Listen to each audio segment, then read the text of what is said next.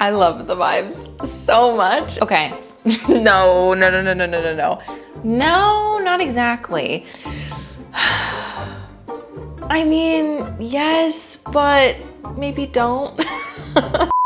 Hello everybody, welcome back to my channel. My name is Becca and today I'm bringing you a video that is a little different from the rest. We are going to be reacting to some houseplant TikToks, specifically on houseplant advice. There is a ton of houseplant advice out there, some good, some bad, some in between. And we are going to see what I think of these. I've never claimed to be an expert. However, I have been collecting houseplants for a number of years now and wrote a book about houseplant care. So I've done a significant amount of research into how to care for plants for normal people. This is not a Women of STEM houseplant care YouTube channel, but I do talk about how to care for houseplants all the time and think that I'm qualified to give my opinion, so let's see what we can find. Here we go. We're gonna start off with a video from Paige Talon, who is a huge creator for houseplants on TikTok. She has 752,000 followers and a beautiful, huge collection. So let's see what she has to say. I have about 475 plants. So when I tell you plants that you absolutely should buy, I feel like you should trust me. In this household, syngoniums are superior. These plants are so easy and they grow so fast. This is the perfect plant for a lazy plant parent. These plants come in so many different colors and so many different shapes. There comes a point in time when you don't even know it's a syngonium. You just look at it and it look like some crazy plant. Like this one. Like, come on, love syngoniums with every piece of my heart. Listen, I love syngonium too. It was a trap that I fell down early in my plant collecting. Like, I loved syngonium. I had one of every kind I could find. But then guess what happened? Guess who came knocking on my door? Spider mites. Spider mites came to see us and my plants, my syngonium did not fare well. So take it from me, if you are going to have syngonium, which I agree they are a very easy plant to take care of, have some pest prevention going on. Let's think ahead of the pests. It's not a matter of if the spider mites find you, it's when. Have your systemics in place, don't crowd the plants super close together, and you should be fine. But honestly, ever since the great spider mites infestation of what year was it, 2019 maybe, I have not recovered. I still only have one. I would be remiss if I did not bring up the pothos. Pothos, however you want to pronounce it. You can go days without looking at this plant and it will still show up for you. It will still have your back through thick and thin. And these come in different colors too. They come in different shades and colors. They got neon pothos, marble queen pothos, Hawaiian pothos, you know. Have your picking. It's your world. We just live in it. I love the vibes so much. I agree, pothos are a really great plant. They're not as forgiving as some people would say as far as watering goes. Like, if you want to have big, beautiful, full pothos like hers, you cannot skip watering too often because they get very leggy, like they will lose leaves at the base of the plant from underwatering. And that's a common thing with a lot of plants, but it's like especially noticeable with pothos because it's a vine. Really, any vining plant is gonna do that. So make sure that once it starts to droop, you're giving it water, because I have a pothos that I have really kept up with and have been just paying attention to her, giving her what she needs when she says it. And she looks amazing, probably the best looking pothos I've ever had. So I would agree, pothos is great. Also, super easy to propagate. Now this one may come from left field. The Philodendron Billy. I adore this plant. It's a very slow grower, but because of that, you have a lot of leeway to neglect this plant. And looks sexy. Look at the shape of those leaves. Beginner friendly, sexy, cute, and unique looking. A little slow, but still cute. All right, don't get... Okay, do I relate to the Billy? I think that this is not one that I expected. Okay, my dog's coming to say hi. Hi, Koopy. This is not one that I expected her to say, but I actually wholeheartedly agree. This is one of those plants that I have neglected mine so badly before, and it literally never acted like it was in a drought for many months. So I wholeheartedly agree with this one. I think that the Billy is a great one because it has not like super thick succulent-y leaves, but the leaves have a little bit of like, you know, they're like a cardstock leaf, and then the stems are very thick. I'm gonna say hard agree on this one. All right, don't get scared because we about to jump into anthuriums. I love a good clarinervium. These plants are hardy. They're really simple. They're okay in ambient humidity. While these do require a little bit more attention, I feel like this is a good entry-level anthurium if you want to jump into them. Oh, I hate to disagree with Paige, but like, listen, anthurium are a little intense, like especially the velvety leaf anthuriums. They tend to be a little bit much. The anthurium that I suggest people start off with is the Anthurium veitchii, or really any of the anthuriums that are green, not waxy, but like shiny leaves. So I would say avoid the velvety leaves until you have like a couple under your belt. However, Clarinervium are becoming much more accessible and cheaper. So if you wanted to give it a try and you can find one for like 30 bucks and that doesn't feel like a big deal to you, go for it. But if I was to give you a beginner anthurium, I would give you the Anthurium veitchii. Is the Monstera deliciosa. I will buy this plant over and over and over and over and over again. That's how much I love Monstera deliciosas. They start off small, but man, when they give, hope that helps. Okay, I agree with this one. Like wholeheartedly, Monstera deliciosa is a great one. I have mine right here. The leaf that's front and center is like broken. There's other leaves that are way prettier. Whatever. Yes, Monstera deliciosa is great. It's really cool to see it go from little to big. It's just a cool experience and it can handle some neglect as well. Okay, next up, this is a post from Prickle Plants. Got a problem with condensation? Here's the best houseplants to help absorb that extra moisture. So first up is the peace lily. This plant purifies the air and helps. Okay, so they're saying that houseplants will absorb moisture. So if you're having problems with moisture, to put houseplants in your house. And these plants will absorb it. Okay. Plant purifies the air and helps soak up any extra humidity. Next is the Boston fern. This plant's really good for any high moisture areas in your house, like maybe your kitchen and your bathroom. It really helps absorb any extra moisture with its feathery leaves. Okay. No.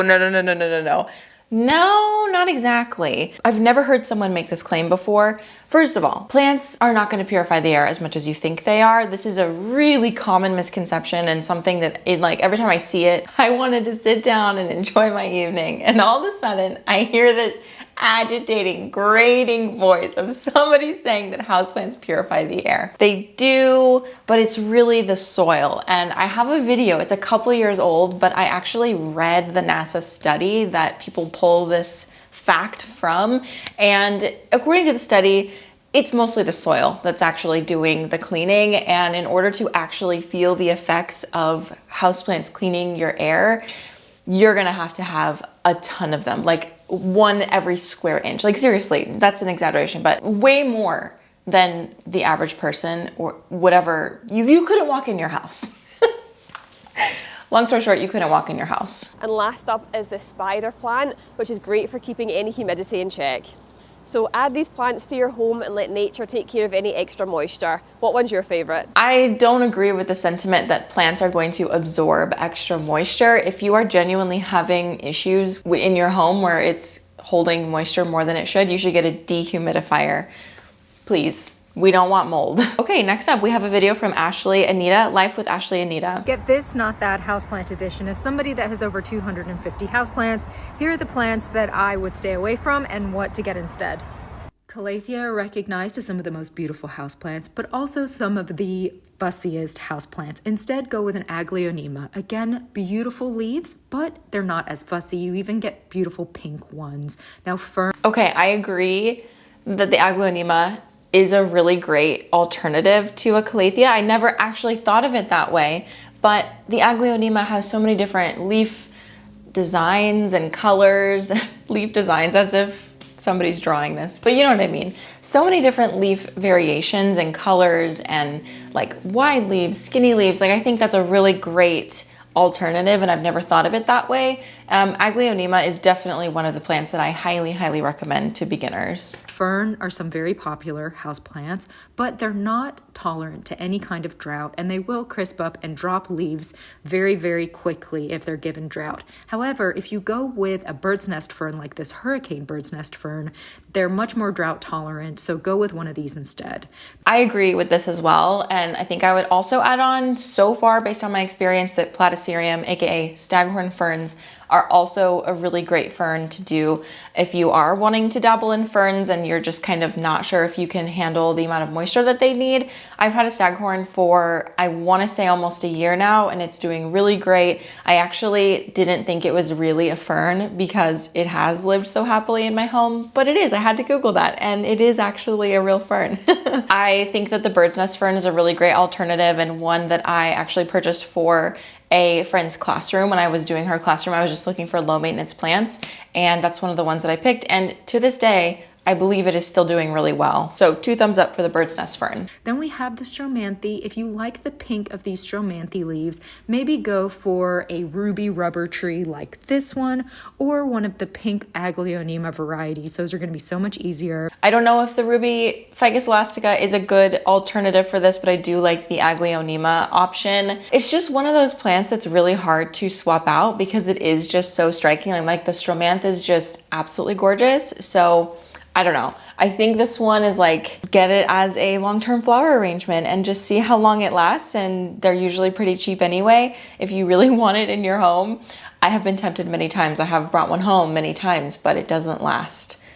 And that's okay. Alocasia, like this Cucullata alocasia, are beautiful but very pest prone. So instead go with like a Syngonium like this one, or you could even do an Anthurium that has similar shaped leaves and beautiful blooms. I find Syngonium, as I said earlier in this video, I find Syngonium very pest prone as well. Not as much as Alocasia, but it kind of feels like you're swapping one type of apple for a different type of apple. I feel like the issues that I've had with Alocasia were mostly moisture related. So if you are generally having issues with Alocasia, maybe just try to do a Monstera because you do get that big leaf look, or maybe like a big leaf Philodendron would be a good option for you, because I just don't feel like Syngonium is going to replace that big leaf feeling that an Alocasia can bring. So I would suggest maybe swapping that one out for like a big leaf Philodendron like a Mamii or a Plumanii, or even a Gloriosum if you can get one that's a little bit more mature. That video is super long, and I'm sure that the rest of her swaps are great, but we're gonna move on to another video so that we can get more in. So this video is from Tanner the Planter, who has 1.8 million followers on TikTok, which is crazy. It looks like he either owns a shop or works at a shop. I don't know, high quality videos, lots of information. I'm feeling good about this. Customer brought in this houseplant clearly in a little bit of distress.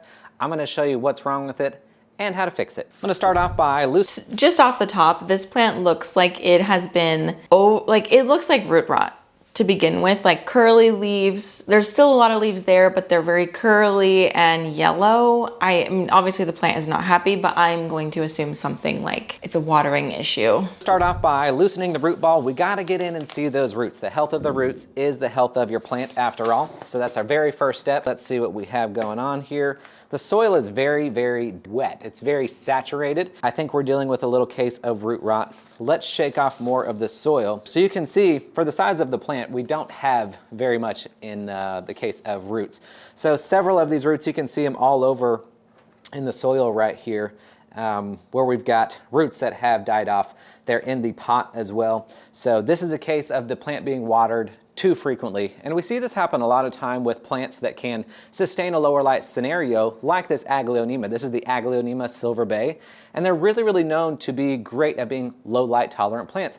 But whenever we have plants that are in a low light scenario, we have to be careful about watering them too frequently. That's because light is what's going to process all of the water that's in the soil. And if the water is not processed quickly enough, then you're going to get root rot, right? So it just stands to reason, the lower the light the plant is in, the slower that water is going to be processed. So they are actually at more risk of getting root rot. So right now we're gonna go ahead and fix the root rot, make sure that it doesn't keep on spreading, and then we're gonna get it into a brand new pot. I wanted to let that one completely play through because I had some thoughts, and I mostly agree with everything he said. Like, obviously it is a root rot situation, and probably the person was watering the plant as if it was in a high light situation. Now, root rot definitely can occur from that, but in my opinion, root rot also occurs just as often from soil just being way too dense, which that soil looked like it didn't have anything mixed in with it. And I don't know if Tanner went through and like added additives to the soil. I didn't look any further than what you just saw. If it was me taking care of this plant, the first thing I would do would be obviously to remove all of the dead roots, and then I would repot it in a more appropriately sized pot with De La Tank's houseplant soil, which is the soil that I co-created with Tank's Green Stuff. It has a lot of additives in it, which makes a lot of space and air in the mix so that the roots can breathe and move and they're not being drowned. Because what it seems like is, yes, this person was watering the plant at too high of a frequency, but also there was like no room to breathe in the soil. I don't know what he did after this, but hopefully he did something like that. Okay, this one is from Wet As Plants. Nice. Here are 5 things that you can do to instantly improve the health of your plants. Number 1, group your plants together. When they perspire from their leaves, it actually helps create a humidity dome around these group of plants, and they're gonna like it. I mean, yes, but maybe don't. Okay, listen, you can see behind me, I have some plants kind of grouped next to each other, but none of their leaves are touching each other. And this is something that I learned in the Great Spider Mite Infestation of 2019, that plants can share things when they are touching each other, much like humans, okay? And the things that they're sharing are pests. And though it does create a nice like humidity dome, in my opinion, it's not worth the risk of pest exposure and pest transferring. I would rather them have slightly less humidity and not have to deal with pests as often. So ever since I significantly spaced my plants out, I have dealt with pests way less, like way less. And also I personally prefer the look of plants being a little bit more spread out. I don't want to feel like the walls are caving in on me and plants are falling through them. So this is also just a personal aesthetic thing. But I will say, if you're trying to mitigate pest problems, don't let your plant's leaves touch each other. Cut off any dead or yellowing leaves like this, because it's just draining energy from your plant to keep this. I don't know if this is true or false. This is something that I have also heard, and I saw another TikTok while I was researching for this that said to do a tug test where you like pull on the leaf, and if it easily comes off, then take it, and if it doesn't, then just leave it. It really doesn't matter. Like, you are in charge of your plant and you can cut the leaf off if you want. Obviously, if it's yellow like that, it's not serving any sort of aesthetic purpose. So I would personally cut it off, but not because it's taking energy or whatever, just because I personally don't like it. Whether it's taking energy or not, I don't know. There's probably some science behind that. Again, I'm not a woman in STEM, so do I like the way it looks? No, so I cut it off. Certain plants like to climb. That's how they grow in nature, like philodendrons, for example. And if you want to see them reach their full maturity, let them climb. Create a moss pole. It will reward you with a giant leaf like this. Yes, I agree. This is a good tip. Moss poles like this are a little bit harder because you have to keep them wet as well. So not only are you watering your plants, but you're watering your moss poles.